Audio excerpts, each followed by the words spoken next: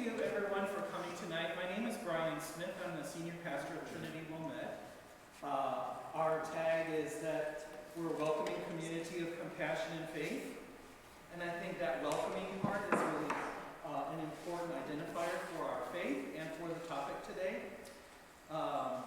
We particularly seek to offer hope for living and grace in action. And for our congregation, we love music for the soul. You all may have your own faith communities, but if you don't and you're looking for a church home, you might want to consider us, Trinity Wilmette. We worship on Sunday mornings at 10:30. But I'm so pleased that our adult program team has been putting together a series of events on the topic of immigration, and I know that we have a fantastic first event today. So thank you all for coming. Welcome, and I'm passing it to Mark.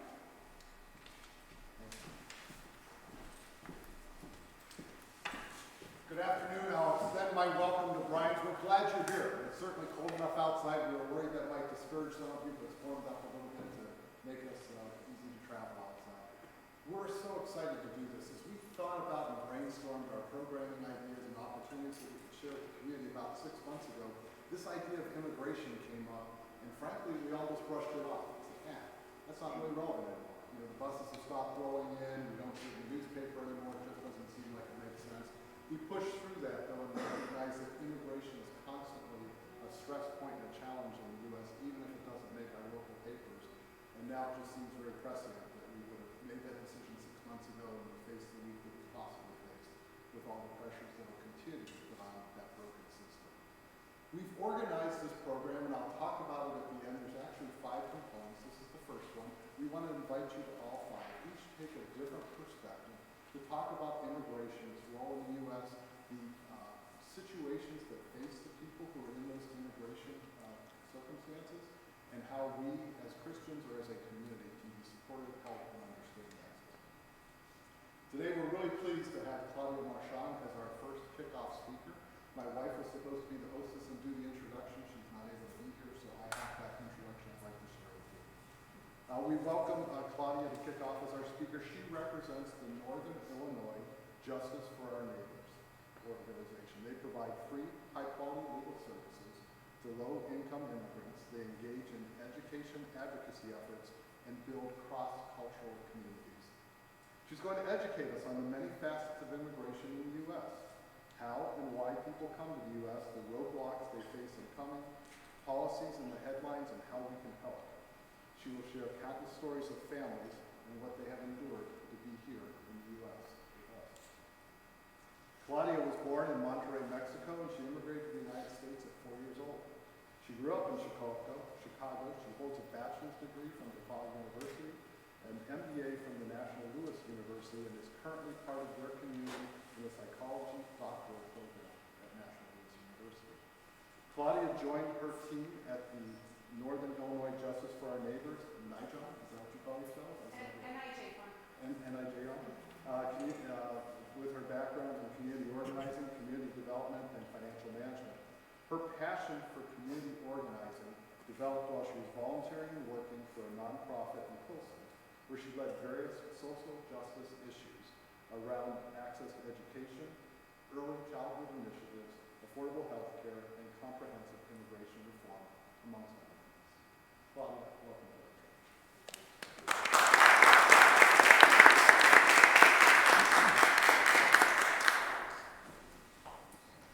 Thank you very much, Mark. Thank you, Pastor, and thank you to everyone for being here. I'm really excited. I love the program that the church and its members have put together. It's and I want to share it with other churches because they do come and ask us at JFON, how do we engage folks? How do we talk more about, the issues with immigration and how we can help? And I think that you all have done a beautiful job to put that together. So if you don't mind, I will share it with them. But first, we wanted to get started with a small video to set the tone for tonight's conversation.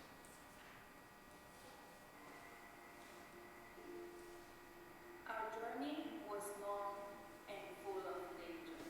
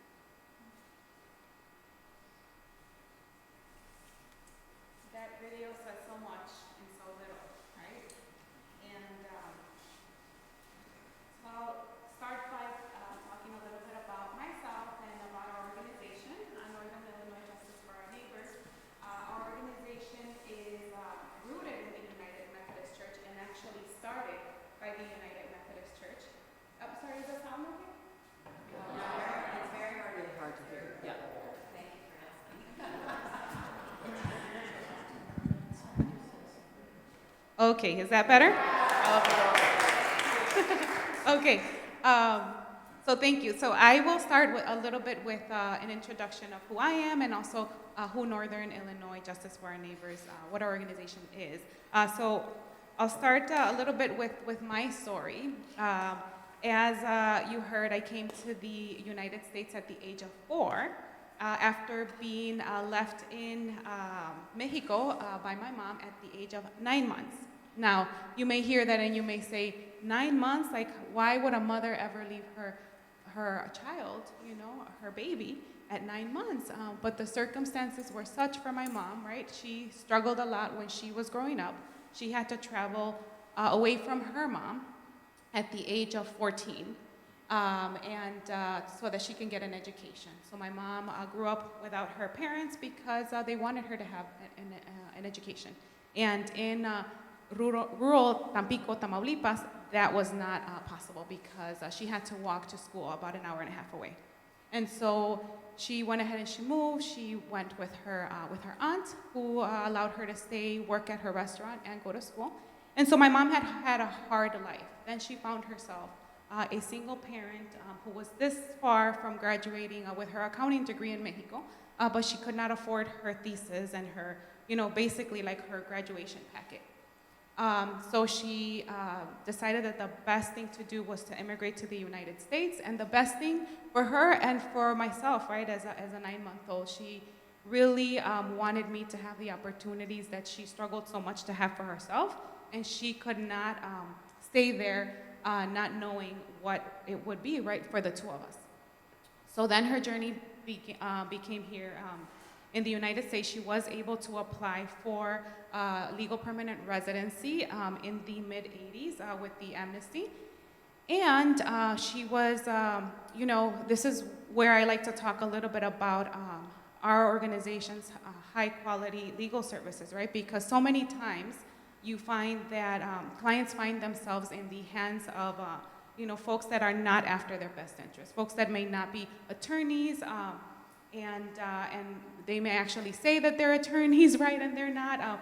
We call them notarios, so a notario in Mexico or in even South or Central America, and even in some European countries, is a person with a legal degree or a legal background. Not in the United States. A notary in the United States does not have you. I think you take like a course online and you can certify yourself to be a notary. So notaries here have taken advantage of the word notario, right, and how it exists and what it's like in other countries, and they have filed many immigration applications for folks, and many times, right, immigration is so complicated. Everyone's story is different, so there is no one way to do it. So not having, filling something out for folks and not having the correct information or even the knowledge of how to fill that out can really get someone into deportation proceedings, right? Or can get someone in trouble. So this is where, my mom was. She was filling out her application. She was too scared to ask any questions. She was, and basically, where she went to get her application filled out, they really did not provide her with accurate information. So when it came down to that page that asks you, do you have any children, and list your children and their names and ages, she was scared. I was miles and miles away. I was a small child, and she did not add me to her application. So I could not benefit right from her legal permanent residency. So then I was brought over to the U.S. at the age of 4 without any legal protection. And so my story began here, and I was undocumented for 35 years of my life. There was no pathway. I had filed an application with my mom, with my dad, with my sister when she turned 21, with my cat, my dog, and and all of those were 25+ year waits, right? Then around 2012 came the Obama administration's DACA, Deferred Action for Childhood Arrivals, which allowed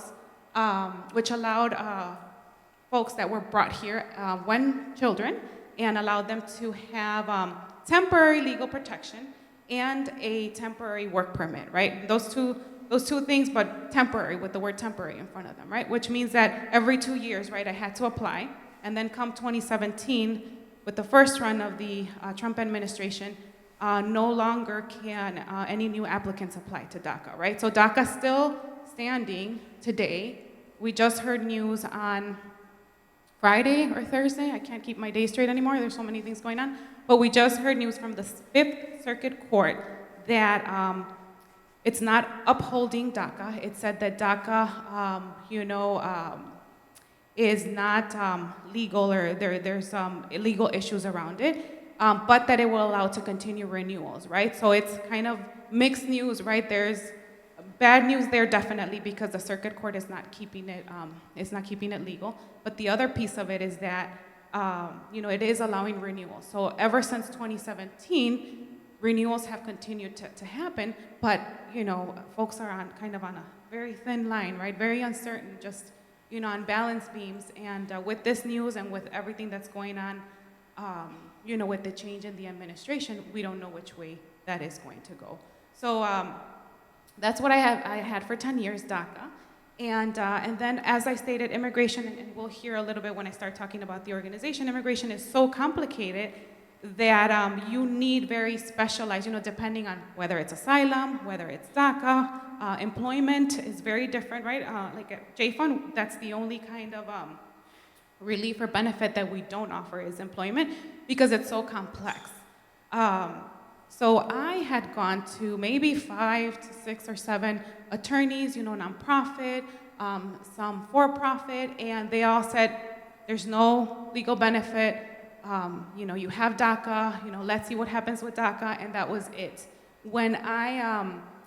Then I met an attorney who has staff who specializes on employment, and he was actually a board member of NIJFON, Charlie Winterstein, some of you may know him, and he heard my story. He said, it sounds like you have 245I protection. I'm like, well, I have no idea what that is, right? But he knew that part of the law, and he specialized in that. Turns out that because I had DACA, and because I had gone out of the country and come back in legally through humanitarian parole with DACA, right, when my grandmother was sick, I now had a legal entry, and now, because I had 245I protection from like 2002, I could benefit from a visa if it was available. And so just 3 years ago, right, December 2nd, I was able to adjust my status to legal permanent residency. And this was 3 years ago. It still hasn't set in, right? I'm 42. I just turned 42, and just living so long, without documents and just not knowing, what you're going to be able to do right next, or when DACA, would be stricken down, has been really, really hard. So these, since November too, it's been really, really hard. I think, for our organization, our staff is directly impacted. Most of our staff is directly impacted, so they're going through the processes as well, or they have parents, right, that are immigrants. So our work is so personal to us because we're living it. We have seen our parents live it, right? I personally live in a mixed status family, right? Which means that, my children are citizens, I have legal permanent residency, but there's still folks in my, very family that do not have any kind of legal protection. So this week is very uncertain. It's very, kind of puts your nerves at end, right? And we feel it for ourselves and for our clients. But this is where I think, being directly impacted and having that story, right, to share with folks, and also having that resilience, right, that is built through community, right, through folks like yourselves that are here today, right, that are wanting to learn, wanting to see how we can help, right, and just the fact that you're here and that you're listening to these stories, that is the first step, right? Sharing that story. I'll share a little bit about that I liked in this book called 4 Pivots that talks a little bit about truth-telling, right, and storytelling, and why it can be, a testimony can be so impactful. But I just, wanted to share a little bit. I do consider myself to be very fortunate, and I'm very grateful for all of the folks that have made a difference in my life and have allowed me to get to where I am. When I started at NIJFON in 2018, 6.5 years ago, I had DACA, right? So I had that opportunity to really work for an organization. I had a work permit. And I was blessed to be able to have folks who helped me pay through my education, right? I worked however I could. I got my accounting and finance degree from DePaul University, not because I love accounting and finance, but because I thought maybe I could contract and help folks, with their bookkeeping and that's exactly what happened, right? Because I had no other choice, right? But I said, hey, my mom did accounting in Mexico. If she could do it, I think I could do it. So that is, and I think that is part of like how you become that resilient person, right? You have to find ways because, it's just the immigration process and systems are so difficult, and we were talking with Mark about how they're just so broken and so broken by design, right? We will look at kind of how immigration and the different acts that have been put into place and what they have really meant for immigration and how things have gotten harder, right? Instead of being easier or better for folks to go through. So we'll start with just a quick Northern Illinois Justice for Our Neighbors, and we are rooted in the United Methodist Church. Many of you know that. We are just celebrated our 13th year, and we were founded by a group of pastors and lay leaders, right? Lay members that said we need a chapter here to help all of the refugees and asylum seekers here. So we do specialize in asylum applications and in refugee applications. Sorry, that's okay. Yeah, okay, thank you. And so but we do represent, clients. Well, I'll talk a little bit about our mission. So our mission, as I think Mark shared it, is three-pronged. Very first and foremost is to provide free, high-quality immigration legal services. Our first staff member was an attorney. That's how important it was. We wanted to get boots on the ground to be able to serve clients right away. The second part is something that we, I think, as with the community, right, through the United Methodist Church and to folks who started the organization, there was a huge social justice component, right? So education and advocacy have really been at the core of our organization. So that's the second part of our mission. And this looked like Know Your Rights workshops, right, way back when. And now it, looks like doing Immigration 101 presentations, doing advocacy in Springfield to make sure that we are working constantly on rights for immigrant families here in the state. So I can look many different ways. And then the third part is to create cross-cultural communities, right? And that, again, was through the rooting of the United Methodist Church and the very diverse churches, right, that we can learn from each other, share our stories, and create that cross-cultural community and build more on that. And so our clients, as I said, we do focus on asylum applications, and our attorney and now the rest of our staff, our legal staff, we have a team of 5 now. They do work mostly on humanitarian relief, which includes asylum, U visas for victims of crime, VAWA for violence against women, and TPS as well. But we do also do DACA cases, right? We do a lot of DACA renewals and work permits, and so this is also another part of our organization, how we work on all of those sections. And why do we do this? I think part of the slide is not showing. You won't be able to see, but our why is because we have this vision of creating a world, right, where all immigrants, asylum seekers, and refugees are welcome, supported, and able to live without fear. So that is why we work on our mission every single day. I think, I'm sorry, we won't go through our whole team right now. It's grown. But we will talk about, so we used to work through the clinic model. That we are going through a reimagining of how we serve our clients, both because to keep them safe, of course, but this started during the pandemic, right? Trying to see how do we best serve folks where we are local to them, because we are in 5 areas throughout Illinois, focused in the northern Illinois area, but definitely Rockford, Chicago, Crystal Lake, Buffalo Grove, and Aurora. Right now, we actually have a welcoming center in Aurora. The welcoming center is designed like the state welcoming centers. But we do provide legal referrals and many other things. Basically, any person who is an immigrant or is going through the process could come into that welcoming center. It's actually at Brook Road United Methodist Church with Pastor Violet.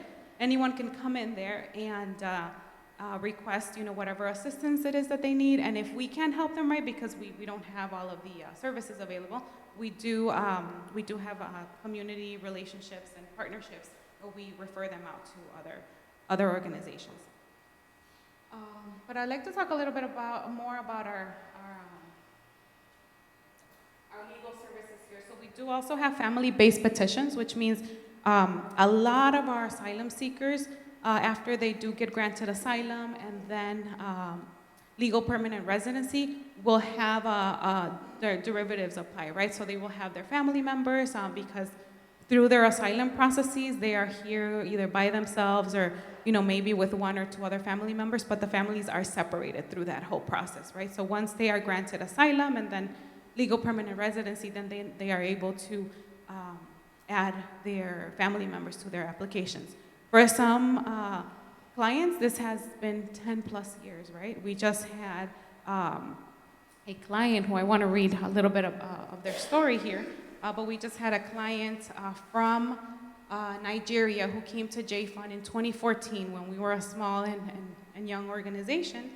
And their asylum application was just processed and just had their court and was approved last August, 2024. So after 10 long years, our client's name is Aking. Aking faced persecution for being gay in his home country of Nigeria. While growing up, he experienced a variety of homophobic brutality. After being diagnosed with HIV, he developed Bell's palsy, leaving half of his face paralyzed. Despite these great adversaries, Aking's spirit prevailed. While on a trip to Chicago in 2014, Aking felt fearful of returning to Nigeria. With our supervisory attorney, Jenny's help, Aking applied for his asylum application. In his application, his contributions to the U.S. through youth service, paying taxes, and by using his platform on television responsibly, he finally gained asylum in August of 2024, after waiting nearly 10 long years. And King is an artist, he sings, and we are extremely happy for King. And, he has really also been a huge advocate for his community, the community in Nigeria, to really uplift folks and make sure that they are, secure.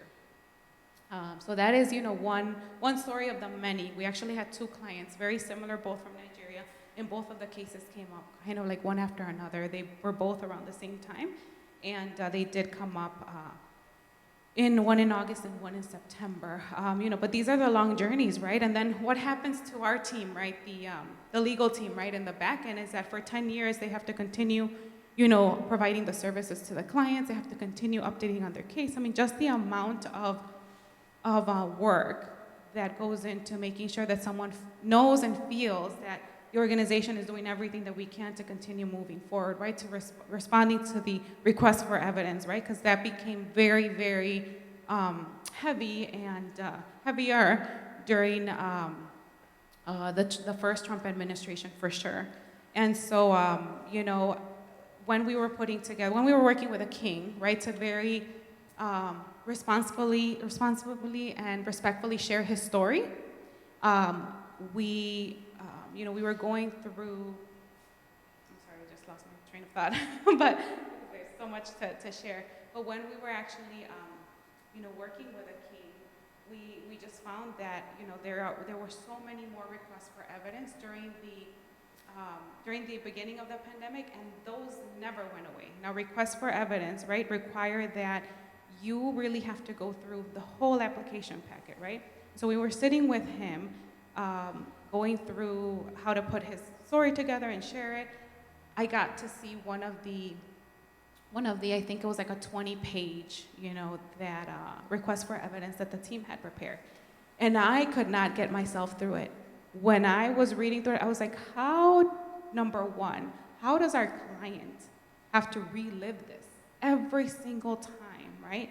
that the team needs to update something on his application. And how does our team, right? How does our team handle all of that secondary trauma? I could not get myself through it. I mean, I'm also a very emotional person, and, because of all of the trauma that I've had personally, right, with this process and in my life, it's just truly, truly unbearable, right? And that is one of the things that, we don't talk about, right, in the work, right? The stuff that goes into the work, right? That, I remember some of our funders, right, when they ask us, okay, so what is, so how many cases did you open up and how many cases did you close, right? Like all of this other work, right, that goes into it, the trauma and just the work behind it, right? It's like there's so much more behind, than just opening up and closing cases. In essence, that's the first step and the last step, right? But everything else in between, right? So we have had also, to have a lot of education around what it is to provide a legal service, right? And what all goes into it. But I will continue to move along here.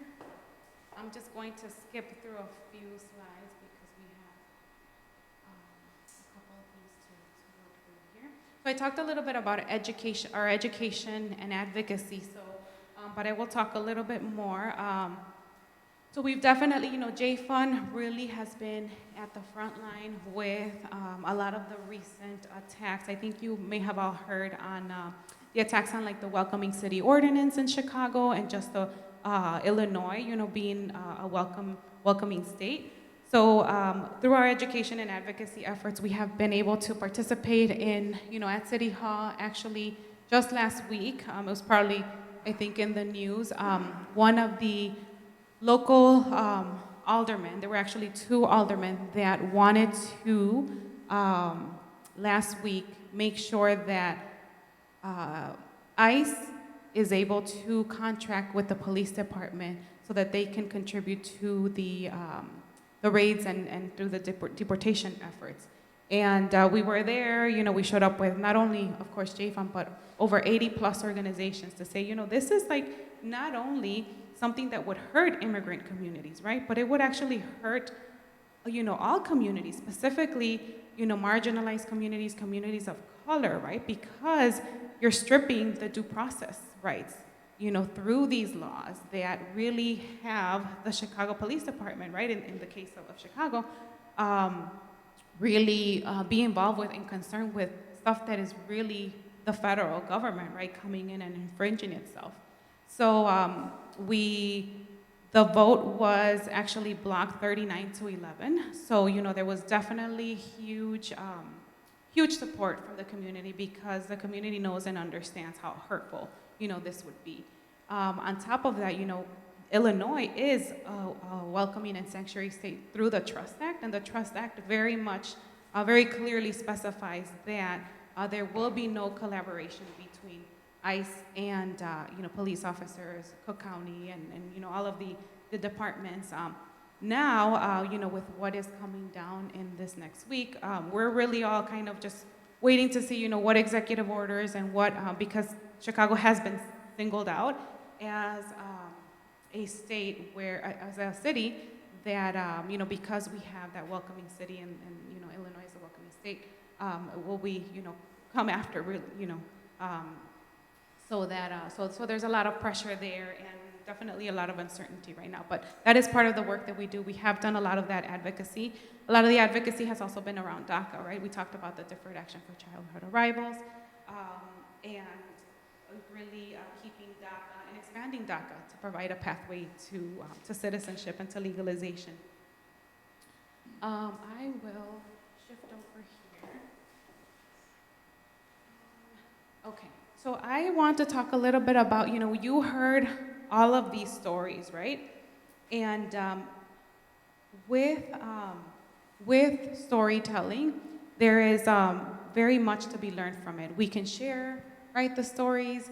We can really learn from them and really kind of step into the other person's shoes. But I wanted to share something that is in this book that I mentioned earlier on what basically, we can do, right, with the stories that we have heard here, and with the stories that, if you connect to, either our Facebook page or our e-newsletter, right, or, I know that you have a very vast and beautiful agenda of welcoming the stranger. So through all the stories, right, that you hear, like, what do we do with those, right? And so I want to share a little bit about this author here that is talking about really uncovering, doing an act, I guess you can say, of social justice, right, and uncovering the truth and truth-telling. So I'll start from here. When we speak in this way, and it's talking about truth-telling, this form of truth-telling is emancipatory, frees us from the weight of deception, and lifts the heavy burden of carrying the lie. Ye shall know the truth, and the truth shall set you free. John 8:32. This concept is not unique, actually, in French philosophy or European theory. Walk into any Black church on a Sunday morning, and you'll see it right after the choir sings and right before the praise offering. We call it testifying. The Black gospel tradition is rooted in the form of truth, so it starts talking about, right, where it kind of shows up. And then it talks a little bit about, similarly, the term testimonio, right, which is Spanish for testimony, in the Latinx tradition, is understood as a witness account or a first-hand story, or of political, social injustice. Testimonio was created by the Chicano scholars who sought to depart from conventional methodological traditions where objectivity and second-hand evidence were taken at face value. Testimonios are driven by a form of truth-telling about events, experiences, and issues that are often silenced, hidden, denied, and covered up by the powerful elite. Telling the story of what happened is both political because it provides a counter-narrative about injustice or oppression, and personal because sharing the story empowers, heals, and validates the storyteller. And again, we see this relationship between truth, liberation, and freedom. The truth shall set you free. So it's really important, right, to not only listen to these stories, but to continue, right, to do our part and our share in this truth-telling. That is very timely right now, because what we are hearing, right, is, there will be raids, right, in Chicago. They're going to start on Tuesday, and they're going after criminals, right? Now, who is defining the word criminals, right? So that is one thing. Who is a criminal, and what does that look like?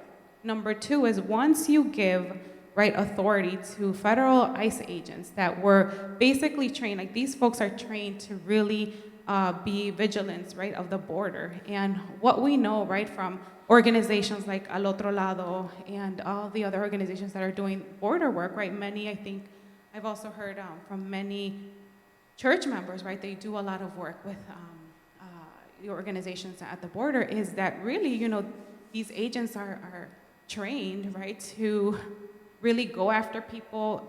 Many times they are killing them, right? So we are being faced with folks that are trained to do this, that are going to come into a city, right, and use are hiding under we're going after criminals, right? But this actually gives them access to be able to take and pick up anyone who they please without due process, right? That is I think the important piece, right, that we need to take from this, because we hear, I hear even, some of my family members saying, well, they're going after criminals, right? And it's just like, come on, guys, we have been here again and again, right? And the more that we allow ourselves to even, think that these things that are truly as they're said that they're going to be done, is really, a mistake.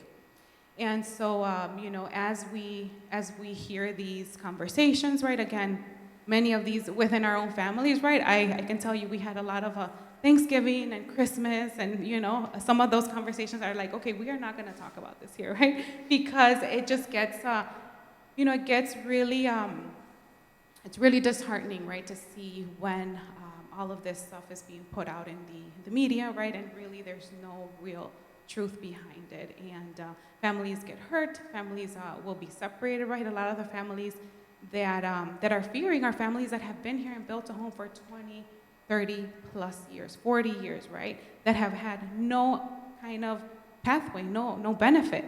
And just to talk a little bit, to move over to that, can we switch? Sorry. Yeah, we're going to talk a little bit about just the system, right? The immigration system, what has not worked, and actually how it's gotten a little bit worse. And so that we can really see, right, that these processes, many times you hear people say, well, why don't you just, do it the right way? Or why don't you just wait in line, right? There is no right way, and there is, like, what line, right? And that it's really, really complicated. So we will go through, we won't get into all of this, but we can talk about, right,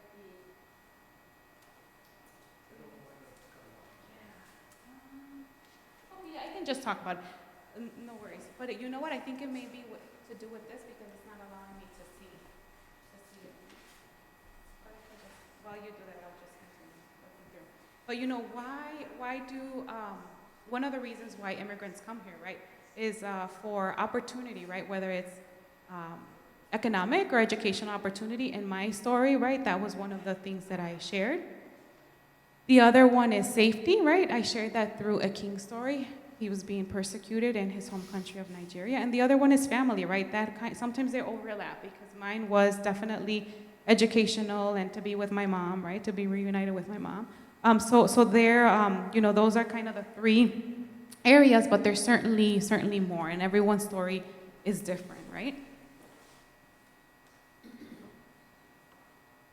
Okay, and so here, I wish I wanted to print these so you guys could take them with you, but this is a roadmap. It's a little bit old, but it really hasn't changed. If anything, it has gotten worse, so it would be a lot more busy than what it is right now. But this is basically the immigration roadmap. It says, right at the top, it says, find your way to a green card, right?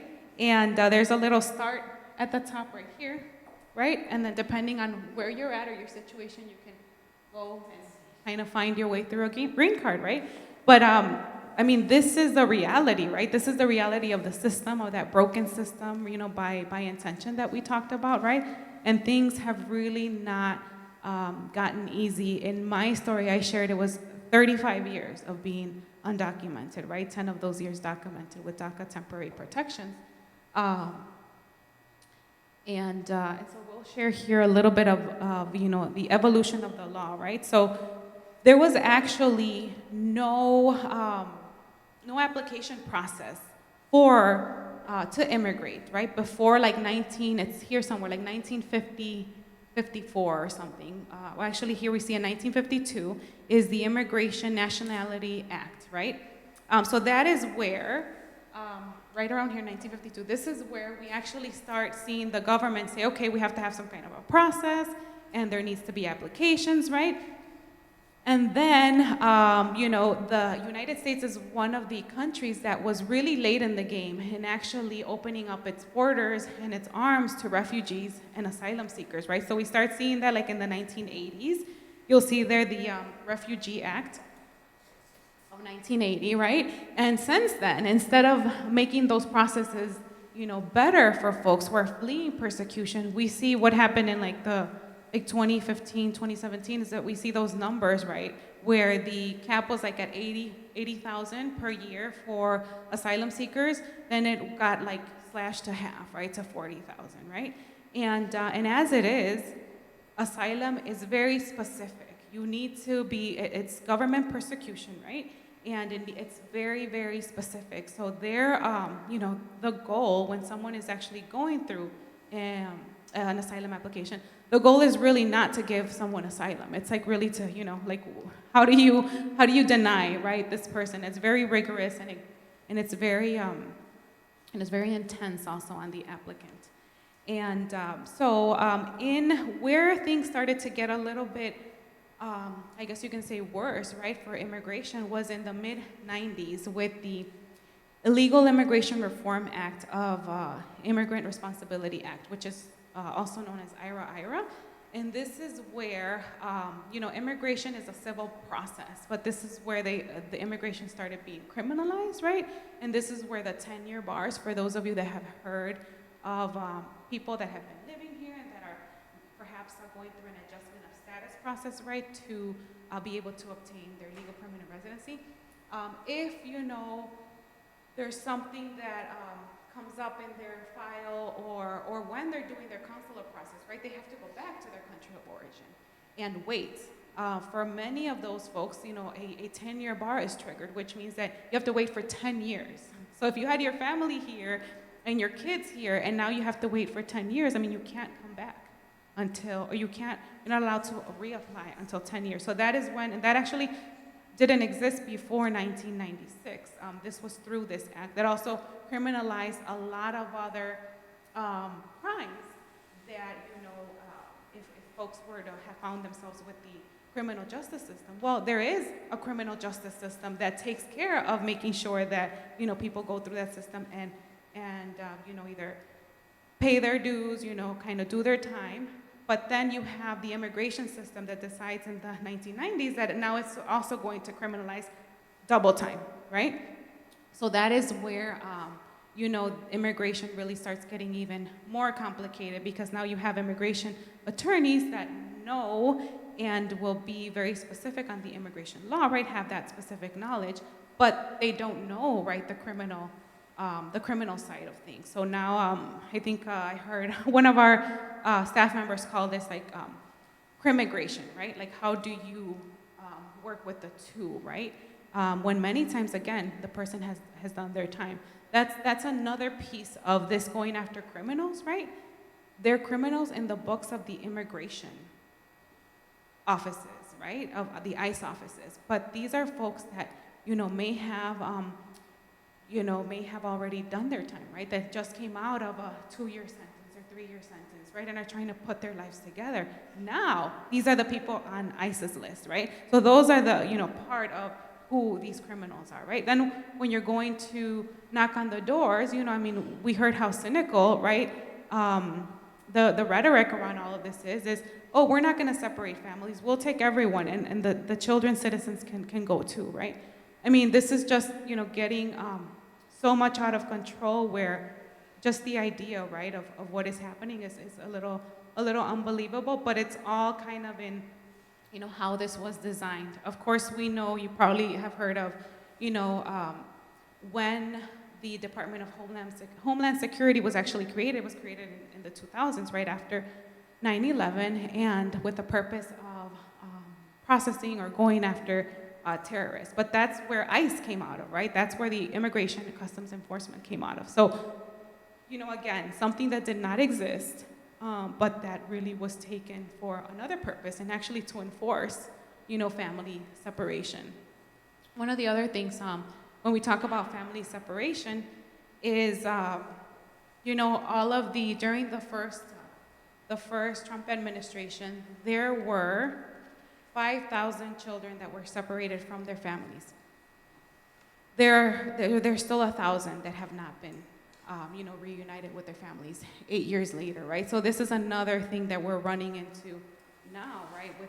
With this second run is the, that continuing to happen, right? And of course, like what happened during the Biden administration, I mean, they didn't do much to undo most of what was done under the Trump administration, right? So it's all of this work that needs to be done with the government so that they can truly, do their jobs, right? To make sure that, these systems are functioning well, to make sure that these processes are easier for folks, because, it doesn't matter, we're not talking about, parties here, we're talking about like, you say one thing and another thing is done, right? Or it's not done, right?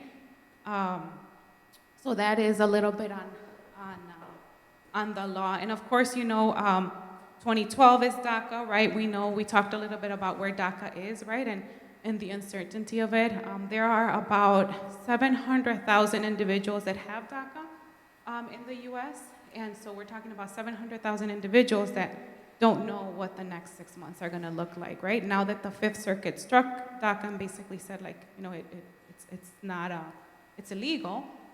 Now we wait for the Supreme Court, right, in June to give its final say. In the summer of, just last summer, I'm sure you all heard about the Keeping Families Together executive order that Biden put through. It lasted about a week before it was struck down by the court. So it's an executive order to actually help and make it easier for people who have spouses who are U.S. citizens. So that, when we talked about that 10-year bar about having to leave the country and then coming back to wait for your visa. So that was supposed to make that easier, meaning that, you could put a waiver in so that you don't have to leave the country, right? So that you can stay safely and you can wait for your visa in place. Well, that was struck down within a week. Now tell me, what? This would have made, so much easier and for people to be able to have, status and have work permits and just, something good, right? It wasn't perfect, right? Because again, it was an executive order, and an executive order can be struck down at any moment, right? But it was struck down, and then as soon as the election results, as soon as that same week of the election, that Friday, it was completely done away with, right? And I think we had one client that had applied for that. So her family basically spent the, whatever was close to, $800 with, biometrics and everything, and that was all lost, right? So then they had to kind of figure out, reassess, okay, what now is the process, right? Luckily, she had DACA, and what she feared, she didn't want to leave the country because, she didn't know what was going to happen, right? But we did encourage her because all of the DACA, humanitarian paroles or work and educational paroles, pretty much, they're safe to come back in once they, leave and come back in. So that legal entry would provide her that easier adjustment process. So that's kind of what she did. But she was hoping to be able to do this other, Keeping Family Together Act, but it was impossible, But, these are the stories, right? How these laws, right, that come down or legislation or executive orders that come down and, and it's just uncertain, right, what's going to happen. About the law, we talked about this a little bit, right? Immigration law is civil, not criminal. It's ever-changing and complex. Congress sets visa quotas, and a lot of the visa quotas have not been updated for years and years and years, 70s, 80s, and even before. In terms of quotas, last quota was raised in 1990, and then there's no law preventing deportation of spouses, parents, or children of U.S. citizens, and we've heard how that has even become even more outrageous. Okay, and this just gets into, we talked about all of these reasons for a green card, employment, family, humanitarian needs.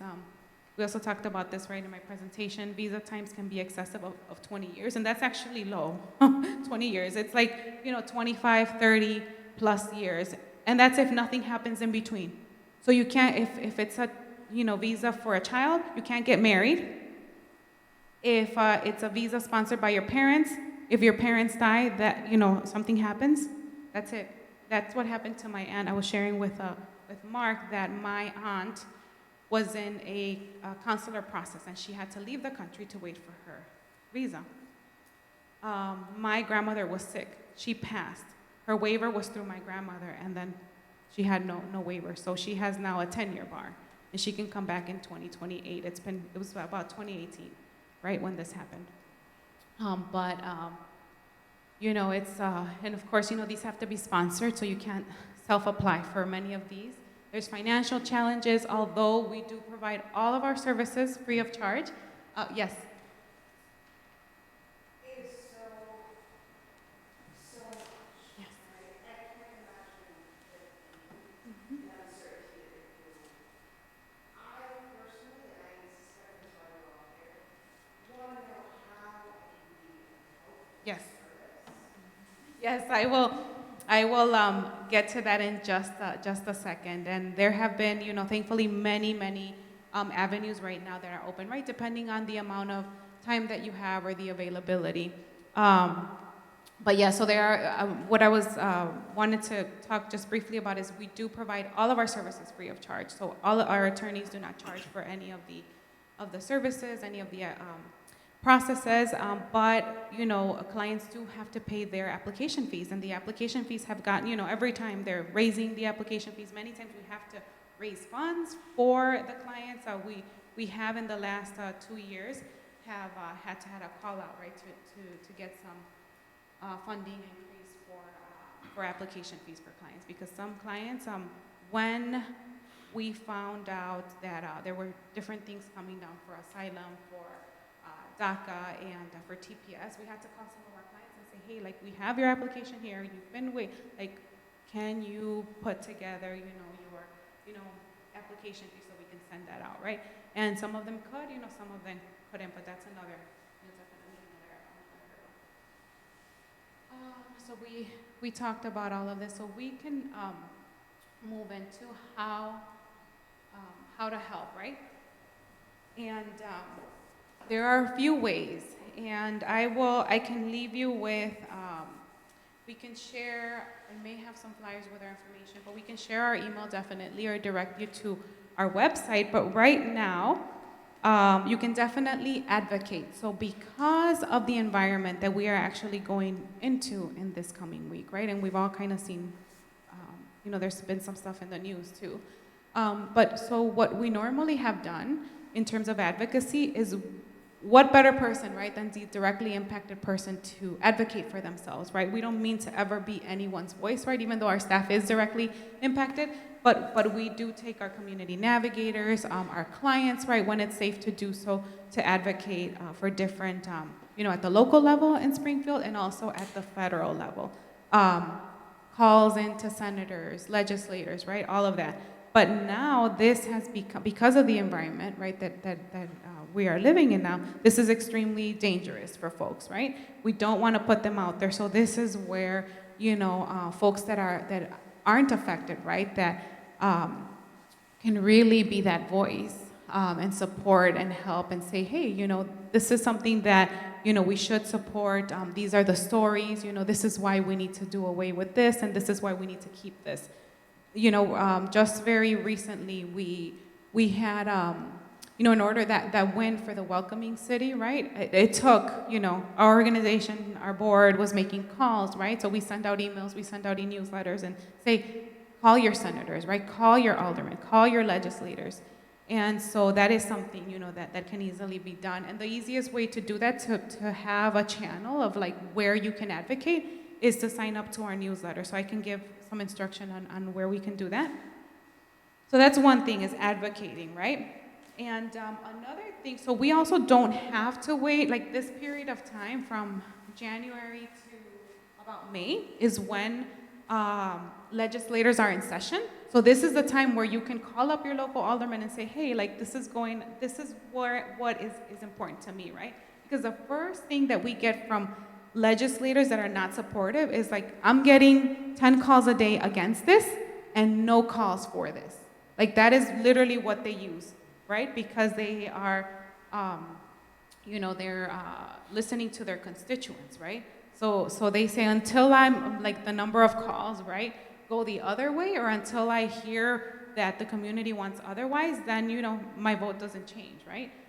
So that is something that is really important. So we don't even have to wait for, any kind of bill to respond to. We can start putting those together. And I understand that if you haven't done this before, it can be a little confusing. We don't even know where to call, but we do have community navigators. These are, individuals from the community, many times also directly impacted, but that have done this before and can certainly help anyone, make these calls or tell you where to call, or, when you can get them at their Springfield office or at their local office. That is definitely available. And that is something that we really want to increase and drive up during this time. So that's one.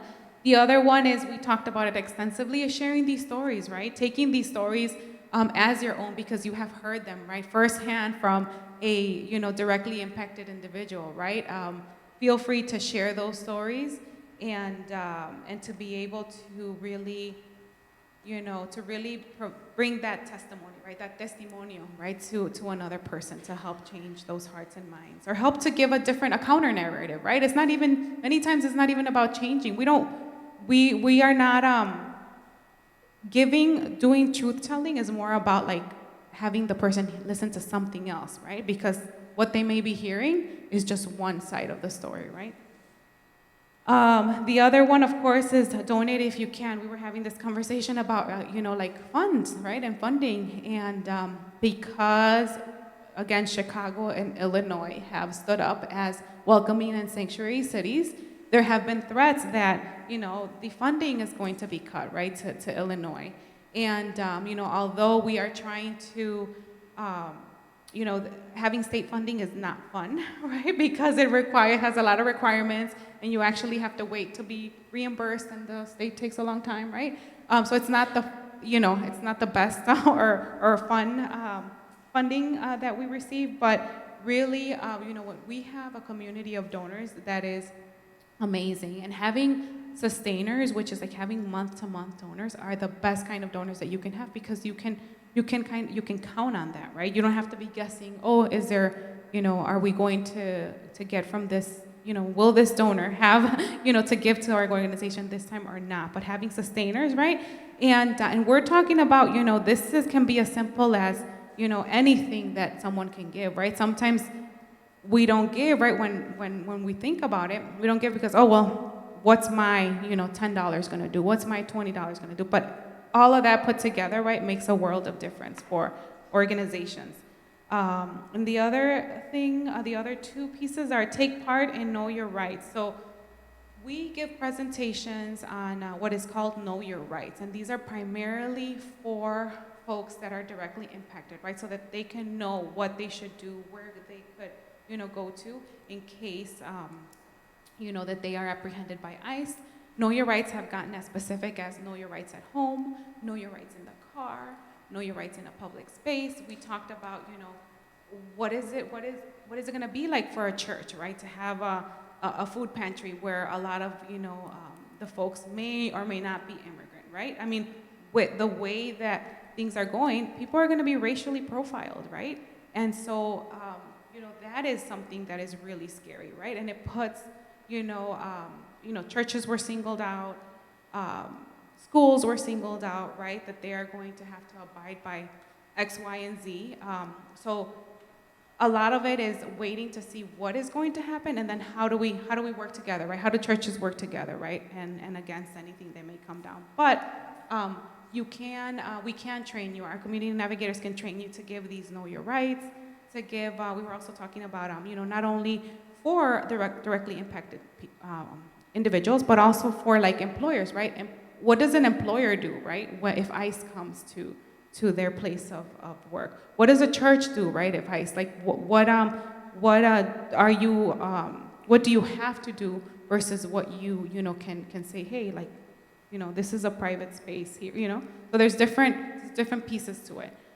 So we can also equip you with those to be able to give those workshops. And all it is, there's the training sessions that we can do, and those will allow you to be able to do these on your own. Because, you know, we can't, it's just so vast, there's so much need, that really having other folks that can do this will be a world of help. And then finally, we also have rapid response teams. There's actually going to be an in-person training. I think it's going to be at DePaul University with ICER, with the Illinois Coalition for Immigrant and Refugee Rights, on how to build a rapid response team, or a Migra Watch, right? Where it's not to scare the community, but it's to say, hey, like, this is happening. I mean, it's gotten as specific as, you know, folks that come out and build, you know, a chain around, you know, a community of people, right? These are what these rapid response teams are. So there will be trainings on how to do those, on who can do those, and the recommendations to best do these, right? To build also a channel of communication, right? Again, not to scare people, but to say, this is going on, right? And then finally, we do have workshops. Aside from like our internal legal services, we participate with a lot of coalitions. I mentioned one, ICER, and also the Access to Justice Network and Partnership. And so you can also be trained. We can train you to fill out N-400s for like citizenship, right? We just had a citizenship workshop yesterday at the HANA Center. There were about 50 people, and we had maybe 5 volunteer attorneys and like over 20 volunteers filling out N-400s, right? So again, you will be trained on this. You don't have to know anything about filling out an immigration application. We would train you there. And aside to the citizenship applications, we also have TPS workshops, so temporary protected status also. You can become a person also to help fill these out, and we would train you. These trainings, these are mostly needed in, they're happening in Palatine and Hanover Park, so northern Illinois area. Those are the two areas where they're happening. And I think that's, if that wasn't a lot, look at, right on, I am never on time. It's like 5 o'clock. But thank you. I think your question helped me move along and say, okay, Claudia, you have 10 minutes to wrap it up. Okay, well, thank you so much. I know it was a lot of information thrown at once. I can tell because I'm like, okay, my throat is like I'm a little dry, but it was a lot of information. But I hope it made some kind of sense. And thank you.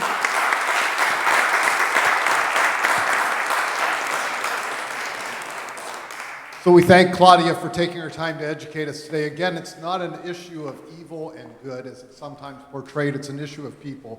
People struggling for the same things that we have, we want, and that they want to achieve. And maybe the most clarifying point for me in Claudia's presentation was that map of the immigration process.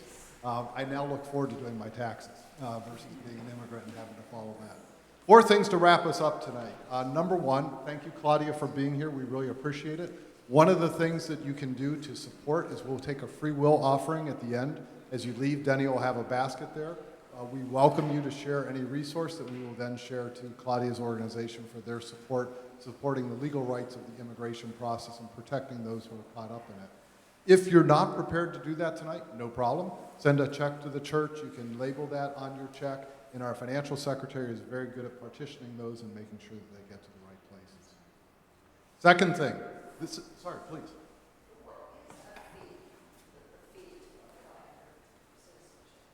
Fee to apply for citizenship? It's I don't know that, but I know it's about a little over 1,000 with the fingerprinting, with the biometrics. Second thing, this is the first of 5 sessions. We're doing them every other week. We skipped Super Bowl just in case that would conflict with anybody's schedule. We welcome you to come back every other week. The timing is the same, except for next week. Next week, the video that we're presenting is called Desde Cero. It was presented on the local NBC channel as a documentary talking its immigration stories in the process. We're going to have Katie Arnold, who's the director of DePauw Refugee and Forced Migration Graduate Program at DePauw, talk about that and have some of the families that are featured. You are welcome to view the video in advance. If you have this sheet, it gives you what that link is so that you can do that at home. If you're not into homework, no problem. If you come at 3 o'clock, we'll be having the video playing here so that you can get caught up on it. Sure, Rebecca.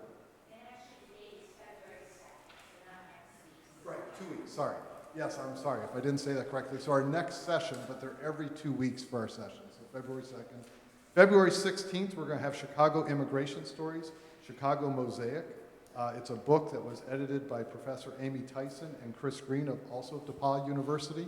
The books will be here for free. The publisher is providing those so that we can share those. And they will have a number of the people who contributed to those here. And then on March 2nd, we will have our own David Hanley walking us through a Welcoming the Stranger book by Ori Zoltas and Rachel Stern. So a bit of a book study that we'll be doing. We encourage you to read that book in advance. And then we'll be finalizing on March 16th with Mobilizing Community Resources with Martha Name and Joy Stark. So those are our programs. Again, all of that is here. We invite you to do that and continue to join us. We think it'll be a great 5 sessions. If you're looking for something to do more urgently, our community neighbor next door, the First Congregational Church tomorrow, in celebration of Martin Luther King Day, is having a drive-by drop-off food drive to support the food pantries in the area. It's from 9 to 1 at their church over here, I assume in the front. Is a good place to stop. 1125 Wilmette Avenue. So we encourage you, again, if you're seeking action, there's the immediate donation that you can do, but there's also the food donation to help those folks where food scarcity is an issue. Other than that, I'll finish with thanking all of you very much for being here, helping us to make this successful, showing your interest. I'll extend Brian's welcoming to come back and join our community and help us to continue to keep this conversation going. Thank you. Have a great evening.